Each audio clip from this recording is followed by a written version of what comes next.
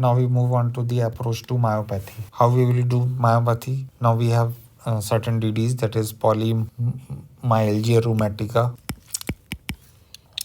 inflammatory myopathies, steroid myopathy, and then we have statin myopathy, and then we have hypothyroidism.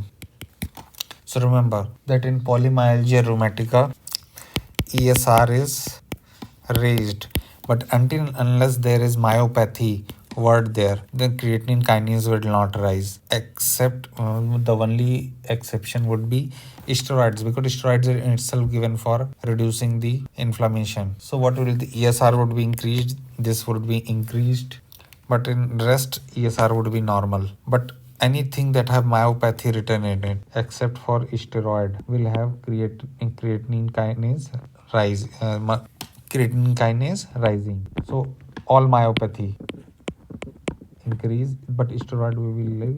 Statin myopathy, creatinine kinase will increase. Now, but in polymyalgia rheumatica, it is only pain. So again here, creatinine kinase would remain normal. Now, what are the some other associated symptoms? And one thing that you will have to remember is that statin. Now, statin. One other way to remember statin is stat, because it has static we will get kinase, so kinase would increase, and here there will be pain sensation. Pain would increase, but there will be no weakness.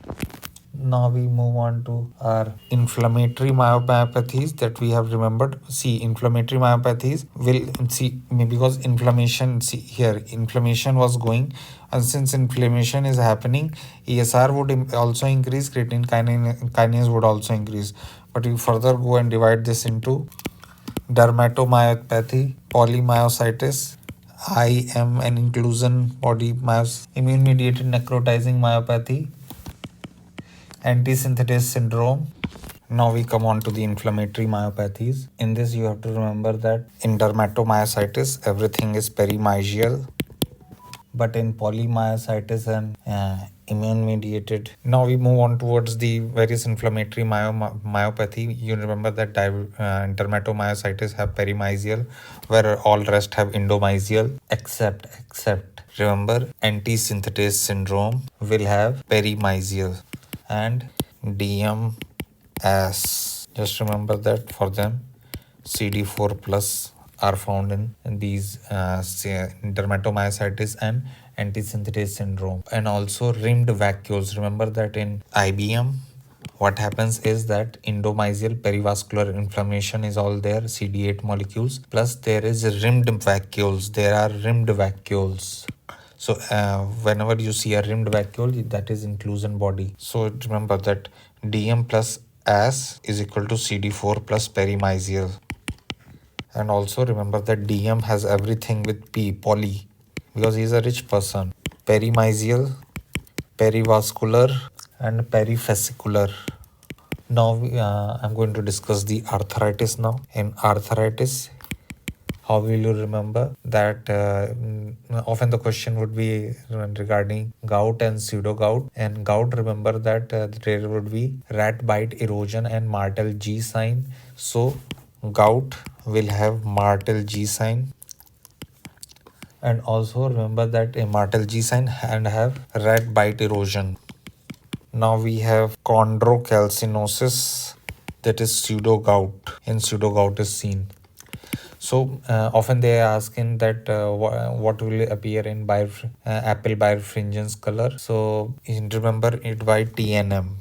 Now in TNM, remember that monosodium urate is like a needle and it has negative birefringence. And for CPPD, calcium pyrophosphate, that is responsible for pseudo gout, that is rhomboid, and that is positive. So if you remember TNM staging, then you can just bring its opposite and then you can remember. Now there are certain drugs that are used in different rheumatoid arthritis. See, the drug of choice is methotrexate and the drug of choice in pregnancy is hydrochloroquine, and in pregnancy hydrochloroquine reduces the flares. Now then we have TNF alpha inhibitor, that is etanercept and all those, adalimumab, and these are used. But how to remember all this TNF alpha inhibitor? TNF alpha inhibitors is Komarogoli. Now you will have etanercept. Now etanercept, eta, since it is an eta, so it will have two things. It will be against the fusion product of TNF alpha plus IgG-Fc, and rest are against TNF alpha. Now IL-1 receptor antagonist, remember IL-1 receptor antagonist, it is against the receptor and not the interleukin. Just remember that, and that is anakinra. Now IL-6 inhibitor, tocilizumab and sarilumab. Now B cell depleter, CD20 rituximab. Now JAK. JAK is used in a car, so we can give it as a tofa, or it can bury you, so tofacitinib, baricitinib. Now we move on to vasculitis. In vasculitis, remember granulomas formation. See, all the vasculitis that have granuloma formation, they will have some foreign name associated with it, except for Churg-Strauss, Hinox-Schönlein, and Kawasaki. So if you remember the what are ANCA immune complex positive, then you can automatically remember the granulomas one. So let us first learn the what are immune complex related. ANCA, immune complex related. HSPC, non-Hinox-Schönlein purpura, SLE, PAN, cryoglobulinemia, hepatitis B and C. So you can remember that also. And an additional fact that most common in children is Hinox-Schönlein purpura or Kawasaki disease. Kawasaki disease has anti-endothelial cell antibody.